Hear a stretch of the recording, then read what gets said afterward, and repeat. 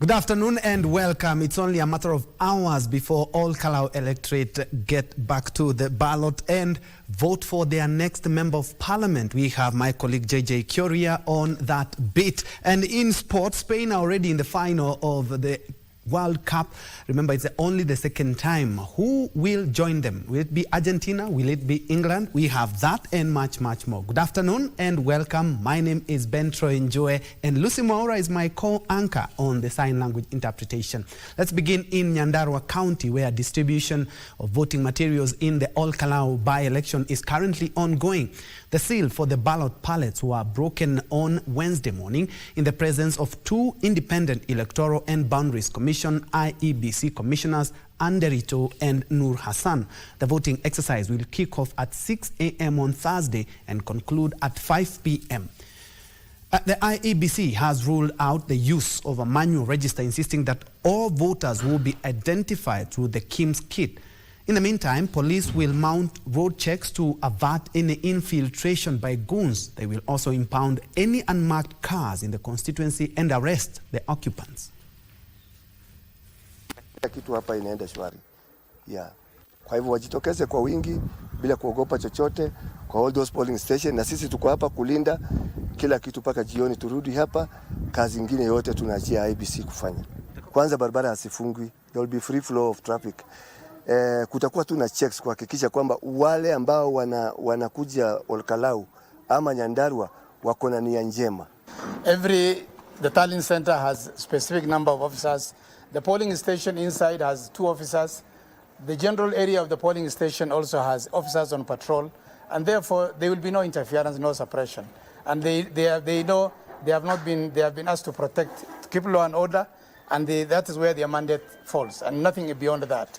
So it's not really going to be a suppression. It's a reassurance to Kenyans and Kalou residents that nobody will interfere with their process. We expect that you vote and you preserve your secrecy. It is your secret. The Constitution says that voting in Kenya is by secret ballot. So once you vote, just go home, cast your vote, and then you go.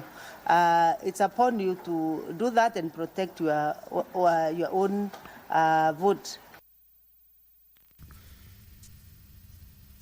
And still on that bit, we are now joined by my colleague JJ Kyoria, who has been camping in All Kalou for a couple of days now. Well, JJ, good afternoon, and we did see the breaking of the pallet seals. What more can you tell us?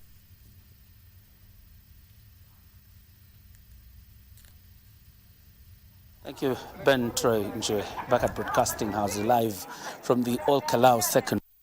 Will be the main tallying center for the by-election slated for tomorrow. After months of campaigns and parties hitting the ground to campaign for the respective candidates, the showdown is tomorrow, when all the candidates will be subjected to that very test of elections, and the people of All Kalou get to identify the man who will present them in Parliament for at least about a year or so before the general elections. Of course, this is after the death of the Member of Parliament, the Honourable Njue Kiaraho.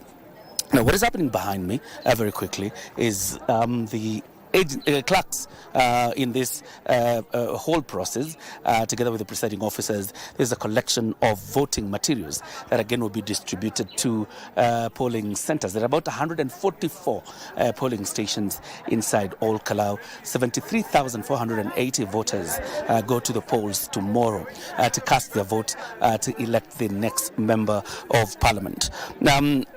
We had spoken to 2 commissioners before, and that is the Commissioner Nur Hassan and Commissioner Anderito of the IEBC, regarding the preparations here to ensure that this exercise moves smoothly. And part of what they have told us is, as regards the elections, that first of all, voters will be identified through the KIMS kit.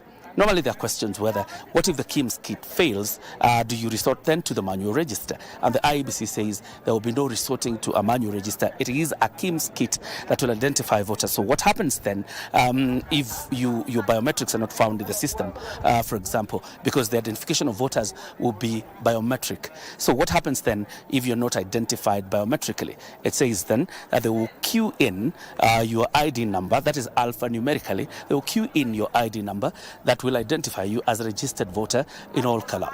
What happens then is that they will take a picture of yourself and your ID at this level of the face, and then it will be uploaded to the KIMS kit, and that means that the KIMS kit will have identified you. That means then that is how the voter registration, or that the voter identification will happen tomorrow, so that you're able to vote as a voter.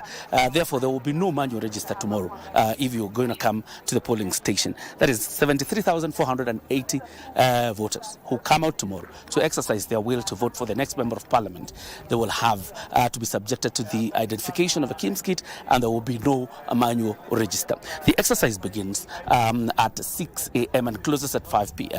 If you're in the queue, obviously the law allows you to vote even after 5 p.m. But that is if you're in the queue by the time 5 p.m. approaches. The hall behind me is the main tallying center. This is where the nerve center of the election is. This is where the votes will be tallied and the eventual winner announced in this hall.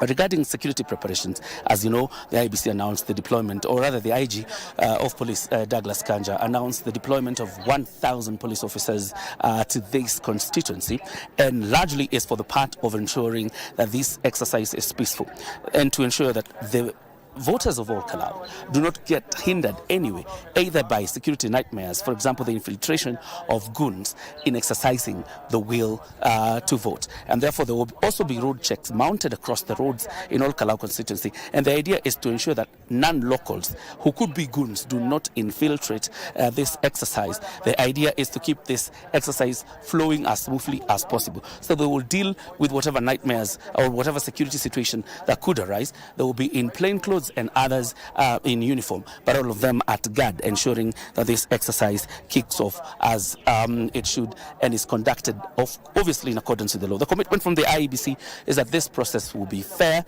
transparent, open and verifiable, as well as credible, and that is what IEBC Commissioner Anderito assured us.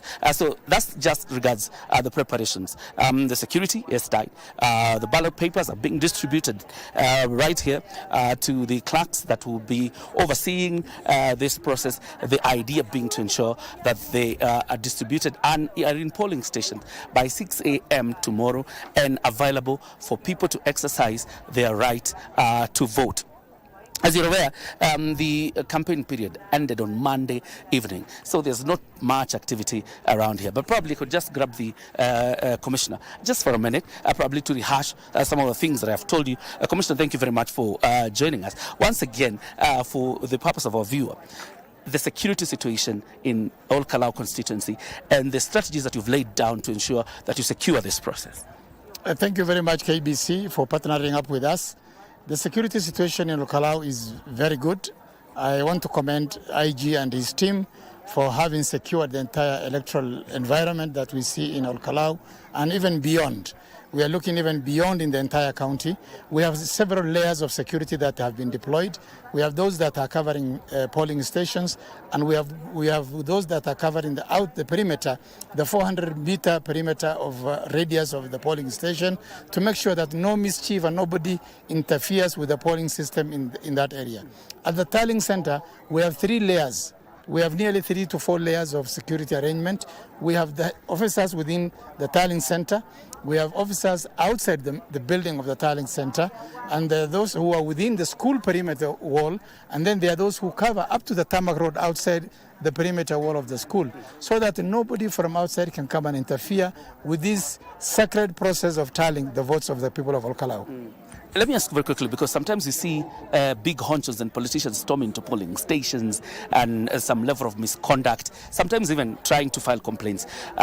How candidates or even their agents, what is the process of filing complaints with you guys, so probably you can be able to act?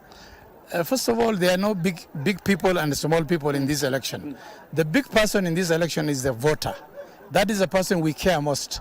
And we protect his vote and make sure that once he casts his vote is protected and is counted. That is a big person for us. Anybody else will consider them as any other member of the public. Now, for the people who have any issues, the officers, the returning officer His numbers are out for everybody to see. And in every polling station, we have a presiding officer who is in charge of that polling station. And therefore, at the tallying center, we have, of course, a returning officer and his team who are all there. So any problem that is found will be dealt at the polling station. Election begins and ends at the polling station. Here, we're just tallying numbers that we have been given from the polling station. And therefore, we don't want to hear big boys or big names or big people or big party leaders, big party honchos running around, in the name of their big parties. We have no time for that. We want to count the votes, we want to cast the vote and count the votes. Number two, the other issue we also want to focus on is the many vehicles that have no number plates that are roaming around. We have also said there is no vehicle that is allowed without a number plate in this constituency, or generally it is an offense. The police know that very well, and they have clear instructions that no vehicle is going to be allowed without a number plate roaming around. Correct. Thank you very much, Commissioner. Commissioner Nur Hassan, again, repeating some of the things, of course, we've been telling you regarding the preparations and the preparedness of the IEBC to conduct this exercise. Himself and Commissioner Anderito will be supervising the entire exercise down here in Kalou. Of course, we'll be giving you updates in our subsequent bulletins. Back to you, Ben Troy, in Nairobi. Thank you. That has been JJ Kyoria live from the main tallying center in Kalou. And without diluting what he has talked about is that the process begins at 6 a.m., closing at 5 p.m. No unmarked cars. I can tell you I covered Mbere North and there were so many unmarked cars. This time round that will not be allowed. No hooliganism, of course, and also no manual voter registrar. Over 1,000 cops have been deployed to ensure that that exercise is smooth, and later on he has engaged Commissioner Nur Hassan just to affirm that we are ready for tomorrow's exercise. More on that in our subsequent bulletin. But from Nyandarua County now to West Pokot, where West Pokot Senator Julius Murgor has accused the county government of widespread procurement irregularities, misuse of public funds and corruption, claiming that development projects are being awarded through favoritism instead of competitive bidding as required by law. Senator Mugo alleged that contractors linked to the county leadership are being awarded lucrative deals without following the Public Procurement and Asset Disposal Act, denying qualified firms a fair opportunity to compete. His claims come in the wake of investigations by the Ethics and Anti-Corruption Commission, EACC, on alleged procurement irregularities and conflict of interest involving officials of the West Pokot County government in the award of a tender for refurbishment works at the Agricultural Training College, ATC.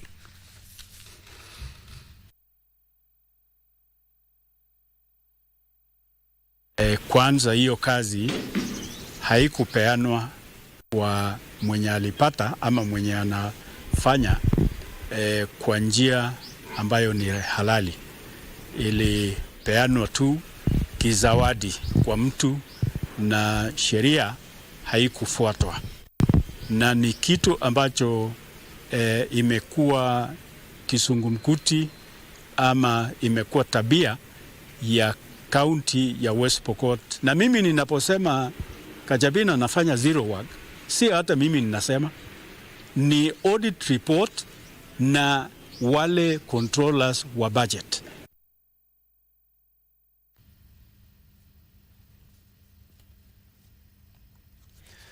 To Crime Watch now, where detectives investigating the murder of a 25-year-old Joy Kanini have recovered what police believe to be her head from a pit latrine in Nyeri County, following directions from the main suspect who is in custody. This comes after Joy's dismembered torso was found in a sack at Ngangarithi Estate in Nyeri Town in June. The body was missing the head, neck and limbs. Detectives from the Directorate of Criminal Investigation spent nearly 24 hours excavating a pit latrine at a residential house in Kandara in Nyeri County before recovering the body part on Tuesday afternoon. Police say the recovery followed information provided by the prime suspect John Muriithi Nderitu, who was arrested last week after more than a month on the run. On Monday, the Nyeri Law Court granted Detective 21 days to continue holding the suspect at Kiganjo Police Station as investigations continue. Investigators told the court that they are pursuing possible accomplices and are also conducting forensic examinations, including a mandatory mental assessment to determine whether the suspect is fit to stand trial. Reporting for Lunchtime News, I'm Aaron Marie. Moving on, Kenya's universities in partnership with Kenya Institute of Special Education KISE are stepping up preparations to ensure learners with disabilities are not left behind when the first competency-based education cohort joins institutions of higher learning in 2029. During a breakfast meeting with the various university vice-chancellors, KISE Director Dr. Norman Kiogora said the partnership will focus on conducting needs assessments for learners with disabilities, strengthening research, embracing emerging assistive technologies, and ensuring inclusion becomes a reality across institutions of higher learning. This curriculum is the best ever when it comes to inclusion. It is the best compared to other curriculums we have in this country, and therefore we are going to support in terms of assessment. We are going to support also in devices. For those who will be interested with subject to various universities, we will support in terms of assessment, screening, and above all, provision of devices. Preparation for the students starts with a pipeline. Are the universities connecting with the high schools? Are they connecting with the grade schools? What are things being done at that level that then we can pick up to continue? Because it's like a relay. Each one does their part. They come to the next level, we take it up, and at the next level, we take it up. In research and in outreach activities, we can integrate people living with disability. We can integrate our curriculum to include them. We can integrate our research to include them. And we need to integrate our outreach activities to include them.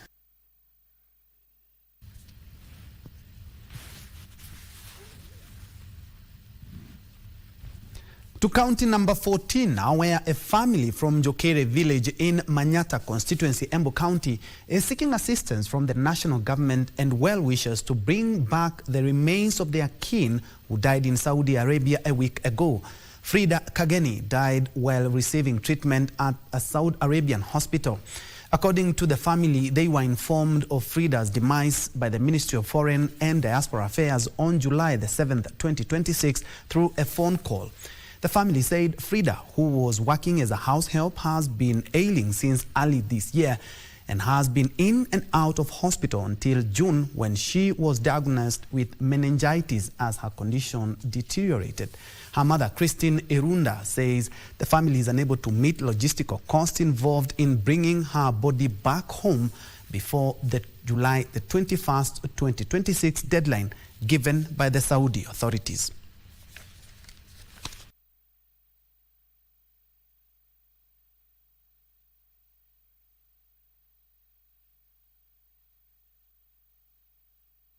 Tumekuwa tukishirikiana na yeye, ndiye alikuwa msaada kwa hii boma. Tulikuwa tunalipa school fees na yeye. Na tunafanya mambo mingi sana njuu baba yake alikuwa kando wako anaweza kufanya kazi, sisi ndio tulikuwa tunafanya kazi na yeye. Tulipatwa na message ya mwenye alienda kuangalia mwili. Akatuambia vyenye kutakaa haitakaa kwa siku mingi sana. Wanaweka kama 14 days. Alikuwa msaada wa hii familia yangu kwa sababu mimi nilifujika mguu, sasa hakuna kazi mimi nafanya naweza.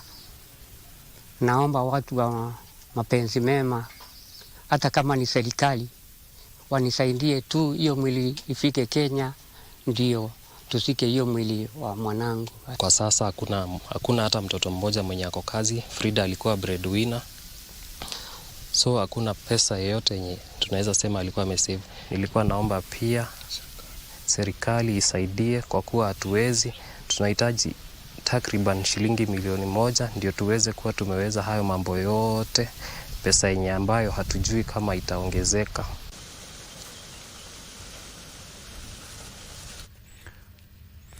In other news, the Population Council Kenya, in partnership with the Ministry of Education, has launched a gender equality education plan in Kilifi County aimed at improving access to education for both male and female students.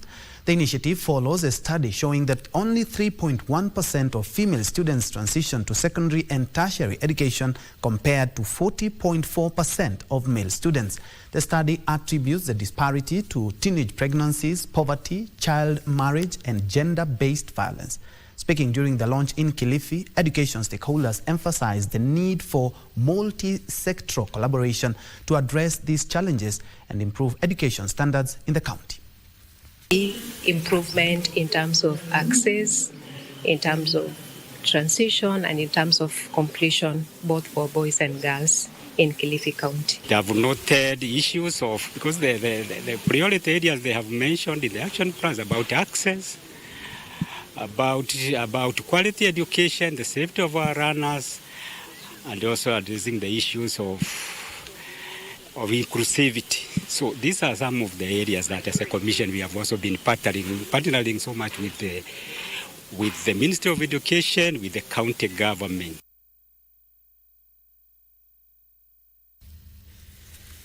Now, the University of Eldoret, through its Department of Biotechnology, is leveraging strategic industry partnerships and scientific research to boost Kenya's food security. The collaboration focuses on developing and promoting resilient, high-yielding crop varieties adapted to climate change. Professor Miriam Njue of the University of Eldoret Department of Biotechnology says the long-term vision of the partnership is to increase food production by 90% across the country. We will only need food that we never can plant in Kenya, and there is no food that we can never plant in Kenya. That's the beauty of Kenya. Kenya, we can plant all the crops, we can raise all the animals, so we do not need importation. But we must organize ourselves. Because this is going to happen. This is not the last time it's happening. We need to sit down and agree going forward. How do we overcome this challenge using technology, using research, ensuring that our farmers are able to absorb the shocks that come with climate change. Professor Njue says they are collaborating with agriculture industry leaders, including university outreach and extension officers, to ensure production of high-yielding drought-tolerant crops varieties. That it is very conflicting that we are a land of plenty and still food insecure. Why? It's because I'm convinced we can be fully over 90% food secure. Now we are talking of 40%. So it is just for us to take into consideration that the different players, they are brought together. Each one is listened to, and that's why this event that we normally do annually, that we are bringing up in September, is very important. But then we need to go beyond fertilizer. What produces is not just fertilizer, just one aspect. Seed is most important, especially when we have less than optimum rainfall. Seed is extremely important. We need to make use of the research that is coming out of universities, that's coming out of Kalou, so that we can embrace seed that is more resilient to drought, seed that is more resilient to pests and diseases. Academia is producing research and graduates and also contributing to food security. Professor Njue says graduates must be ready to turn knowledge into action. Sentiments echoed by the Agribusiness Expert Cereal Growers Association, Julius Nyabicha. Because when you do it yourself, thinking that you know the problem of the farmer, you might be wrong.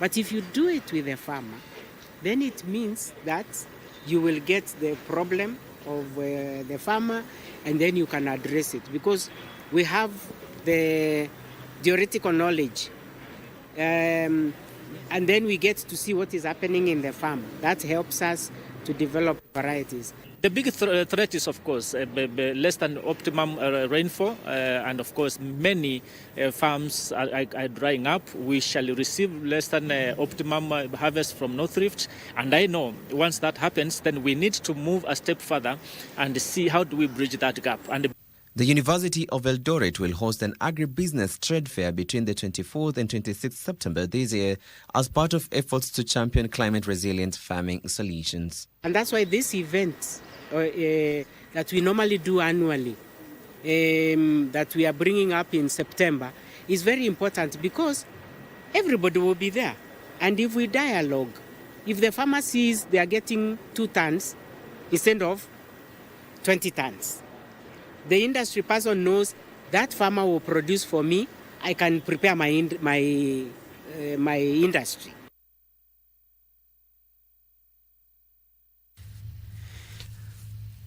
Filling the food basket, where we are leveraging partnership and scientific research for affordable food and also looking at climate change. Very well, that story takes us to our first break, but when we come back, we still have more local news. We also do business and the latest from the world of sports. Let's take that break. We'll be right back.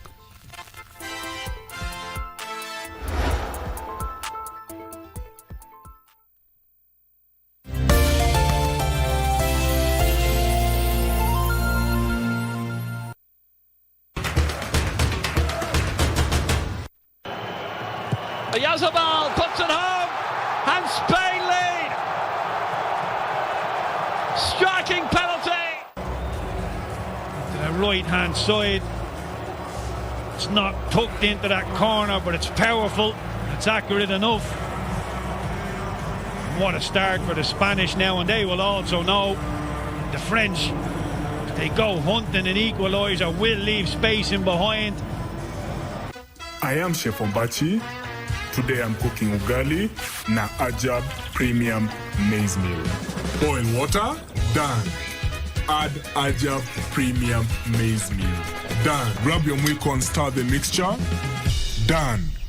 Enjoy the amazing aroma. Enjoy incredibly soft ugali. Done. Ingia ligi ya kipekee na Ajab Premium Maize Meal.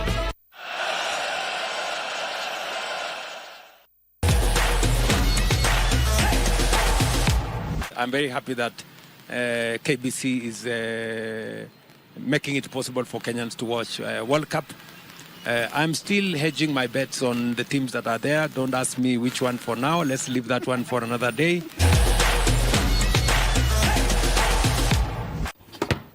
Michuano ya kombe la dunia sasa imefikia hatua muhimu sana. Mabingwa wametimuliwa: Ujerumani, Brazil na hata Cabo Verde. Lakini sasa tunapoingia hatua ya nusu fainali na fainali, KBC Radio Taifa na BBC idhaa ya Kiswahili inakuletea michuano hii mubashara kupitia KBC Radio Taifa. Hakikisha kwamba unaifuatilia, kwa sababu sasa tutajua nani bingwa. Wakati umewadia, mpira udunde.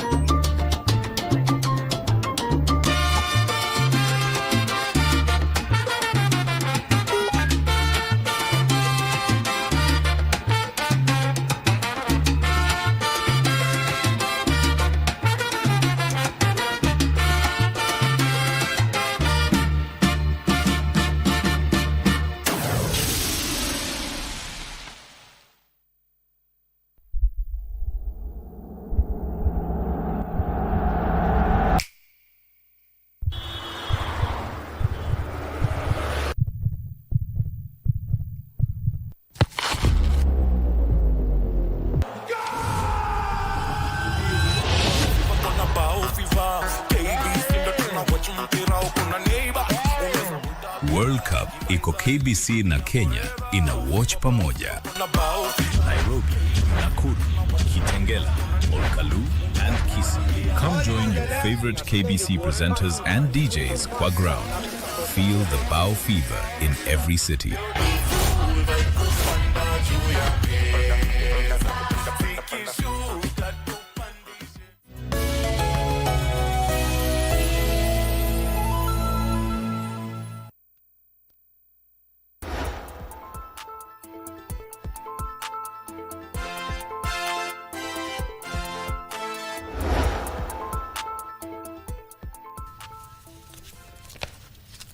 Welcome back to Lunchtime News and many thanks for keeping me company. Moving on, Kenyans have been urged to use artificial intelligence, AI, responsibly and create solutions rather than demeaning human dignity. Speaking during the Dubrain Artificial Intelligence AI conference at Daystar University, the Principal Secretary for Science, Research and Innovation, Professor Abdurazak Shaukat, underscored the importance of artificial intelligence in problem solving, but only in a regulated manner. He added that the country is creating policies to safeguard the use of AI, urging collaboration from stakeholders, among them scholars, researchers, and innovators.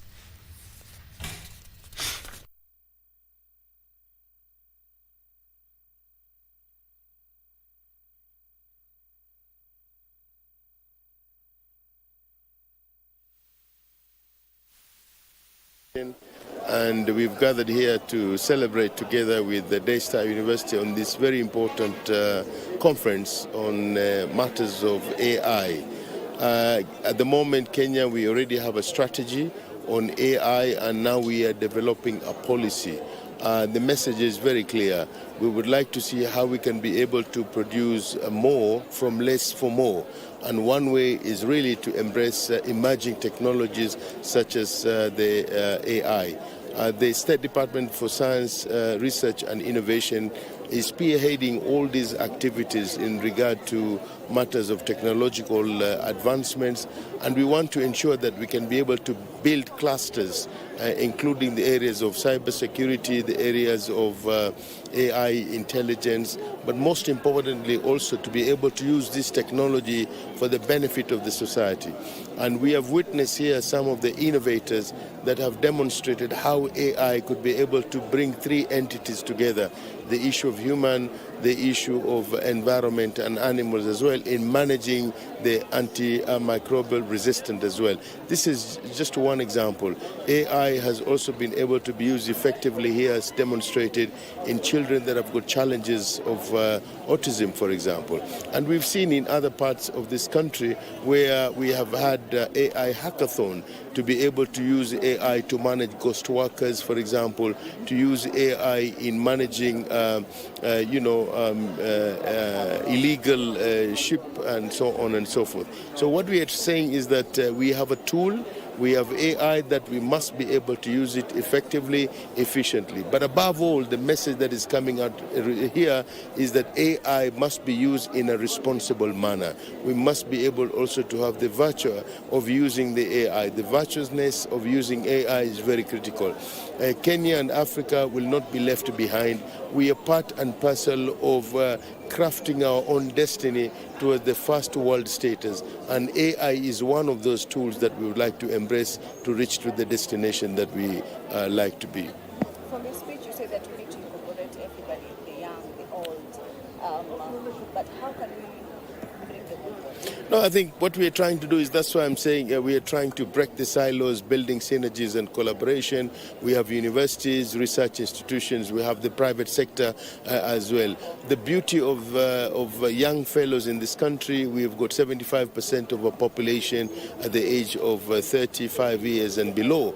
And that's why I really commend universities like Daystar here that is really, bringing all these innovators around the table. We have the similar practice in other institutions as well. So what the State Department is doing is creating that platform for all the players to come on board. A classical example is the just concluded Science, Research and Innovation for Society Week, where all players gather in one place and be able to have a conversation of how we can be able to leapfrog as a country. We are talking of responsible use of AI, but as a country we still have challenges in policies and the use of AI. Right. How can we ensure that we are using it responsibly? Yeah, that's what we're saying. I mean, we have a strategy in place. We are developing now the policy as well, and we want to make sure that we look at all elements of AI, how we will not be able to misuse AI, so to speak, and what are the regulatory aspect of AI.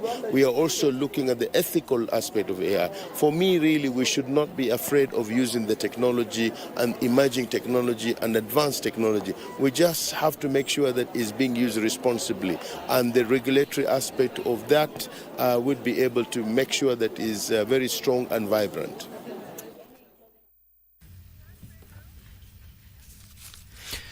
Elsewhere, the government has maintained that it is on course in curbing industrial pollution, e-waste and toxic dumping to ensure public health is not threatened. Environment, Climate Change and Forestry Cabinet Secretary Deborah Barasa, while appearing before the Senate on Wednesday to respond to concerns around hazardous substances in soil, water and air, noted that the ministry in 2025-26 financial year closed 602 illegal discharge points along the Athi, Galana, Sabaki River. Senators also questioned the National Environment Management Authority's NEMA's effectiveness in carrying out its mandate, saying raw sewer and industrial waste continue to choke major rivers. Lake Victoria is so polluted. All the estates around Nairobi Dam, when it rains, that is the time to release raw waste into that Nairobi Dam. What are you doing to enforce the stoppage of release of raw sewer to Nairobi Dam? And if you look at the response of the Speaker on page 5, you realize that the responses give a date, just one day, for restoration of rivers that have been destroyed over the years. The Speaker is serious. Does she want to own these responses, or she wants to draw them back to NEMA? Then we can deal with NEMA when they come here. We have tangible evidence if there is discharge. And then secondly, we are monitoring, even from my office, to ensure that enforcement is going on, improvement orders are being executed by the various companies and industries, and restoration order so that they go into the pre-pollution state. If that doesn't work, then now we come to closure, because we are encouraging Kenyans that we build on the industries. We also ensure that Kenyans are having something in their pockets, but we protect our environment and restore. From the Senate to the corridors of justice, where the family of activist Richard Otieno has raised concern over the delay in hearing his murder case at Nakuru High Court. This is after arriving at the court only to be informed the presiding judge was reportedly on leave and that the case has been slated for October 29, 2026 this year. Activist Richard Otieno was fatally attacked outside his home in Elbagon in January 2025, and since then, 5 suspects have been arrested and charged with his murder. However, the family and a section of human rights activists are alleging external interference in the matter, as the case has been in court for more than 1 year. Their disappointment deepened as upon arrival to court, they found the matter rescheduled. Tumeona judge ameweza kuihailisha kwa sababu amesema yeye ako leave. Wakati alikuwa na set hii siku, alikuwa na diary yake na alikuwa anajua kabisa alikuwa na stahili apatikane katika siku ya leo. Unfortunately, I was not aware of today's happening. I would have informed the public earlier, and because of that, we feel that the right of fair hearing under Article 50 has been violated. They have vowed to continue pursuing justice for the late Richard Otieno. So I will not quit, but come 29th, this court has to hear us. We have a voice, the witnesses are here, and we cannot just keep coming here now and then. It is not in order. Mahakama iwache kuendelea kuhairisha hii kesi. Hii kesi sasa ni mwaka na nusu tangu wakati mwenzetu aliweza kuuliwa huko Elbagon. Sisi tumekasirika sana na tumehuzunishwa sana na kitendo cha leo, kuwa kesi inazidi kuahirishwa kila kukicha, na ni jambo la kuhuzunisha zaidi, maana yake tunategemea kuwa hapa ndio tutapata haki kwa hawa human rights defenders wetu, watetezi wa haki. Elsewhere, Aaron Kangara Wangari, the member of County Assembly for Viwandani Ward in Makadara Sub-County in Nairobi, has been charged alongside 2 associates before the Makadara Law Courts. Rooney, Zablon Kirima Mwangi, and Kefa Moyoro Wanjiru face 4 counts, including robbery with violence, malicious damage to property, and theft. The trio pleaded not guilty to the charges before Principal Magistrate Juliana Ndengeri and were each released on a cash bail of 50,000 shillings and an alternative bond of 1 million shillings.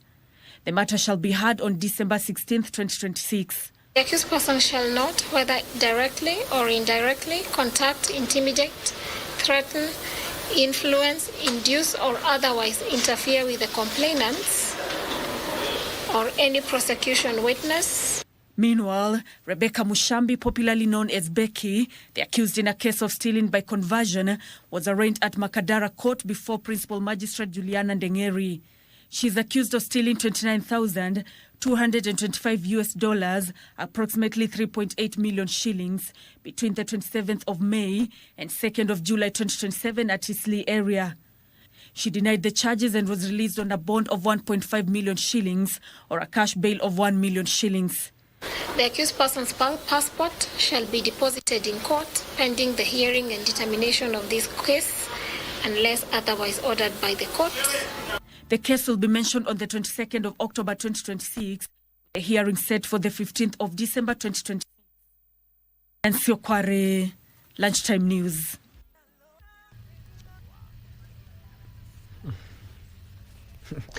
Very well, time to make sense of shillings and cents in business now, where personnel attached to beach management units should familiarize themselves with fisheries laws to effectively promote sustainable management of marine resources. Speaking during a capacity building workshop in Utange, Assistant Director of Fisheries Benedict Kalou underscored the potential of the blue economy sector in improving livelihoods.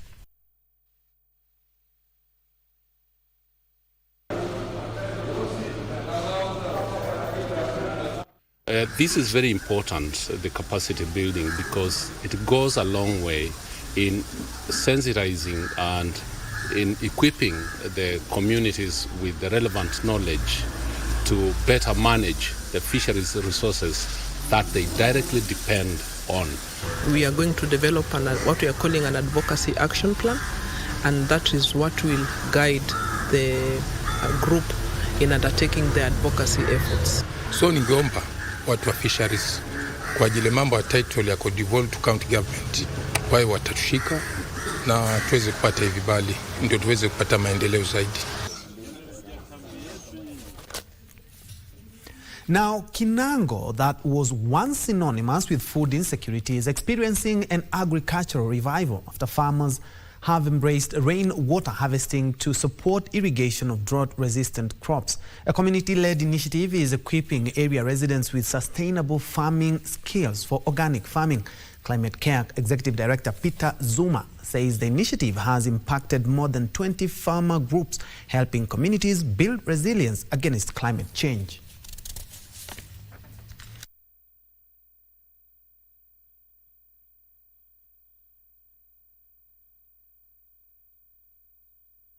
Climate Care currently is implementing a project on climate change that is strengthening of youth and women livelihoods in climate-smart agriculture through demonstration models. So as an organization, we have been able to set up a model farm, and also through the support of WeWorld, through the Sikiliza Sauti Yetu Dunia Inaita project funded by the European Union, we have been able to strengthen the various aspects of the organization, that is in terms of the solarized feed making unit. Mimi ni mmojawapo wa beneficiaries ama wafaidika katika mradi huu wa Climate Care. Nimekuwa na vikundi kadhaa ambavyo nimekuwa nikisaidiana nao kama msimamizi. Kwa kweli siku ya leo ni siku ya furaha sana, kwa sababu ndio tunazindua swala zima la shughuli zinazofanywa na Climate Care Organization. Now, further afield, China's economic growth slowed sharply between April and June as weak domestic demand and the impact of the Middle East conflict on oil prices overshadowed the country's strong exports.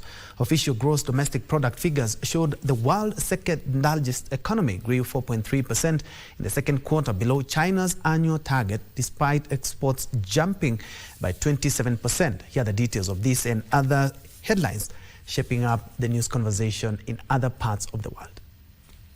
This is the first full quarter of GDP data since the start of the Iran war on 28 February and marks the lowest quarterly expansion since the end of 2022 as China was emerging from its strict COVID-19 restrictions. China National Bureau of Statistics says there are more external instability and uncertainty factors. It also noted an imbalance between strong supply and weak demand in the domestic economy. Separate data have highlighted the economic challenges China is facing at home, including a long-running property market slump and weak consumer spending. In March, China cut the growth target to between 4.5% and 5%, its lowest economic expansion goal since 1991. Meanwhile, the European Union has banned the purchase, import and transfer of gold from Sudan, saying the trade has become a key source of financing for the country's civil war that erupted in April 2023. The conflict between the regular army and the paramilitary rapid support forces has triggered one of the world's worst humanitarian crises, forcing more than 14 million people from their homes. Sudan is one of Africa's largest gold producers, and its vast reserves have become a crucial source of revenue for both sides, according to rights groups. EU foreign ministers approved the measures alongside a ban on exports to Sudan of mercury and cyanide, chemicals widely used in gold mining. Finally, South Africa plans to rebuild its strategic petroleum reserves as growing geopolitical tensions and increased reliance on imported fuel raise concerns about the country's energy security. The South African government proposes maintaining emergency oil reserves equal to 60 days of national demand. Based on estimated daily consumption, the target would amount to about 36 million barrels, with most of the stock held as crude oil and the remainder as refined fuel products. The proposal also requires licensed fuel wholesalers and importers to maintain 21 days' worth of fuel inventories. Now, shifting matters to sports now, President William Ruto has challenged football clubs in Kenya to attract sponsors, reaffirming the government's commitment to addressing the welfare of sportsmen and women through the Sports Act. He was speaking today morning when he hosted AFC Leopards Club at State House, Nairobi, promising to boost the club's sponsorship. Barely a day after hosting two national women's soccer teams, the Junior Starlets and Harambee Starlets, President William Ruto hosted FC Leopards for breakfast at State House, Nairobi. It is here where the president challenged football clubs in the country to accelerate their efforts of attracting sponsors to ensure clubs strive for excellence and financial strength. I therefore challenge AFC Leopards and indeed every football club in Kenya to think beyond the 90 minutes. Build stronger academies, invest in your brand, deepen commercial partnerships, and strengthen governance. Ruto further reaffirmed government's commitment to developing sports infrastructure for development of sporting activities in Kenya. And we are not only doing that in the stadium at Raila Odinga Talanta Stadium. We are going to be doing it in every stadium around Kenya. It is not going to be just a place for competition. There will be built into the stadium meeting rooms, commercial spaces, restaurants, ICT hubs, and many other creative economy spaces, studios for young people around the stadium, so that the stadium is not just a place for competition, it is going to be a place for youth empowerment. The president promised to boost sponsorship for FC Leopards, which finished second in the Football Kenya Federation Premier League last season. But more importantly, Your Excellency, you have taken talent nurturing to another level, because right now the infrastructure across the country, in the next few months, there will be availability of training grounds and stadia that will be available. Frederick Moki for Lunchtime News. Still on football, Harambee Starlets forward Valerie Nekesa has expressed confidence of a splendid performance of the national team ahead of the 2026 Women Africa Cup of Nations WAFCON in Morocco. She was speaking after a training session where she was included in the 24-player squad, which was named by head coach Beldin Odemba. Harambee Starlets forward Valerie Nekesa, who missed last month's international friendly match against Zambia due to injury, headlines the squad, which was named by head coach Beldin Odemba ahead of the 2026 CAF Women's Africa Cup of Nations WAFCON, set to be held in Morocco from 26th of this month to August 16th. Ya Zambia si kuenda juu nilikuwa na injury ya paja, so nikatulia, ikapona, nikajua naenda kucheza WAFCON, nikapush, so nimekaa. Siku ya kwanza ya camp nilikaa, nikaambia God, naomba umenifikisha hapa na naomba ukaweze kunipatia hiyo chance tukaweza kupatikana kwa final squad. Ndio maana niko hapa sasa juu ya hard work yangu. Others who were named in the squad include goalkeepers Enedi Kundu, Lilian Award, and Vivian Shionzo. The midfielders include Monalima Adam, Martha Amunyolete, Teresa Engesha, and Lona Nyarinda, among others. Wachezaji wako tayari. Tumetrain poa. I hope itakuwa best. Tuitaamua hapo ni 90 minutes. And we are sure with our team that we are going to perform well. The defenders in the squad are Leah Andiema, Elizabeth Ochaka, Ruthi Ngosi, Vivian Nasaka, and Enes Mango, among others. Si tuna aim kuqualify for World Cup na najua iko possible kwa vitu tumefanya, na pia mazoezi yenye tumefanya inaonyesha kwamba we are ready. Hizo 4 months zenye wali postponed na nadhani team ilikuwa more prepared. Pia sahi tuko more than that. Starlets will kick off their campaign with a match between hosts and last year's finalists Morocco in a Group A fixture. Kwa saizi wanaenda kuingia kwa mood ya concentration, wana feel camp iko near.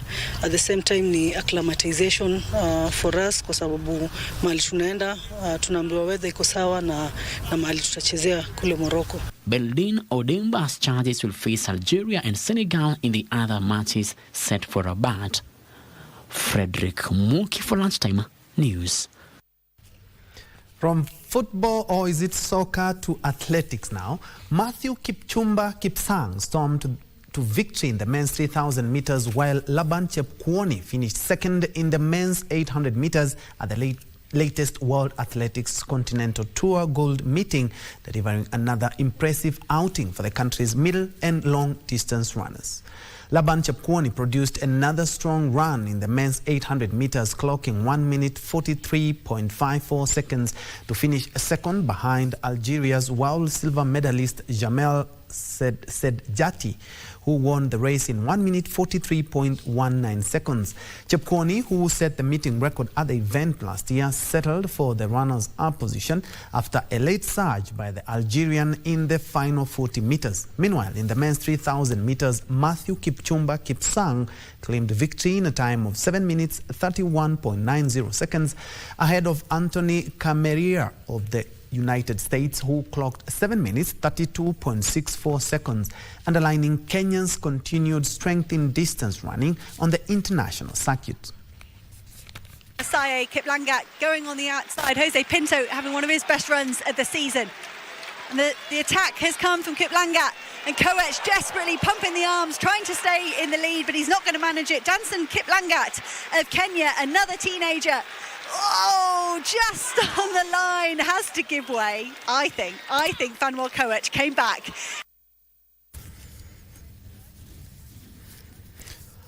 Remember, tonight we are showcasing the World Cup semi-finals where we're expecting a very tantalizing match between Argentina and England. I'm quite sure this will attract a lot of viewership as many of the English Premier League players will be playing for their national team. As you can see, that's my colleague Bernard Okumu, who is in Homa Bay. If you haven't heard and haven't seen, we have the World Cup watching parties, and one of them that will be today for the semi-final will be in Homa Bay. Okumu, what more can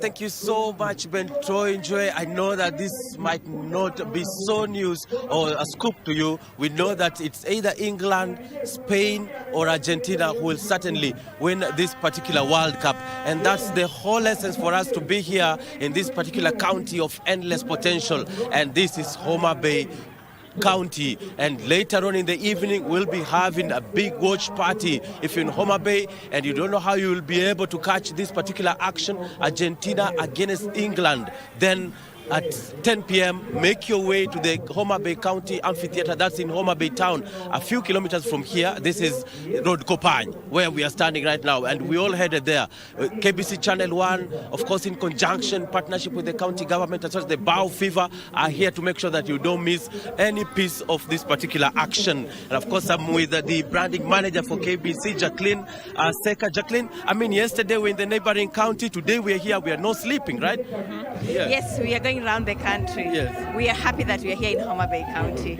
a county rich in culture, a county of many opportunities. We are here because we love Kenyans. We are here because we made a promise to Kenyans. We have football rights. Yes. We have World Cup, the KBC World Cup, Eco KBC. Yes. And the reason why we chose on Homa Bay. Homa Bay has a population of over 1.1 million Kenyans. They matter to us. They matter to our broadcasts. They matter to the content we have. And we've been accepted here. We have been received by His Excellency the Deputy Governor. Yes. Unfortunately, Her Excellency the Governor is away. However, we've been received well. Yes. We've partnered with the Homa Bay County. Yes. We're here to showcase what KBC does best. A home of Yes. sports. Yes. Your true sports partner. Yes. So in the evening, people will be having a chance to watch, and also goodies being spread at the amphitheater, right? 10 p.m. Oh, absolutely. Yes. We will be at amphitheater tonight. We'll begin England from around 10 p.m. Uh-huh. England versus Argentina. Which team are you supporting? Which England. side are you picking? England. Why England? Well, England has the best players for me. Yes. I love Saka. Yes. I love Rice. Yes. And I think they're the giants for me. I know on the other side we have Messi. Yeah, He's been the GOAT. Yeah. But really, we also have to nurture these other young talent, right? Yeah. Absolutely. And show them that it's possible, right? Yes. Thank you so much, Jacqueline. And wishing you, of course, I'm also part of the team, and wishing you all the best as we go live, of course, at 10 p.m. England or Spain, or rather England or Argentina. Where are you putting your money on? Back to you, Ben Troy. I don't know which team, Ben Troy, you're supporting, but of course for us here, we'll be all eyeing who wins it today. Thank you so much. Take you back to the studio. Thank you so much, Okumu, and allow me to answer you that question. I'm Team England, bearing in mind that we have 3 Arsenal players, that is Eberechi Eze, we have also Rice and also Saka. So my bet is on the English team. Anyway, that's all we have for now. But when it comes to the World Cup, Bow Fever is in Homa Bay. But remember, beginning 10 p.m. tonight, we will be showcasing the game Argentina versus England. Live right here on KBC Channel 1. Remember, we are your true sports partner. Who will be the champions of the world? Well, we are waiting to see. Many thanks for joining us. On behalf of everyone who's made this broadcast a success, my name is Bentro Njue. Lucy Mwaura has been my colleague on the co-anchor of the day. Thank you so much and have a blessed afternoon.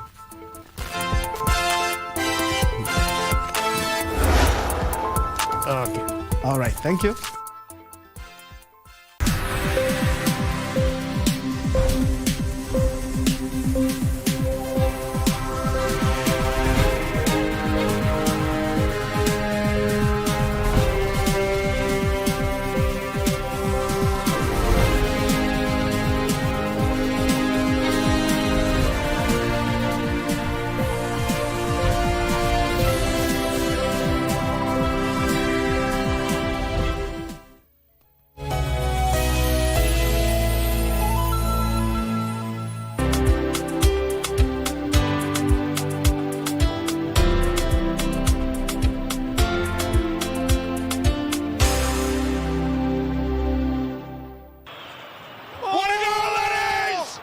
Michuano ya kombe la dunia yanakaribia kilele na sasa ni kufa kupona.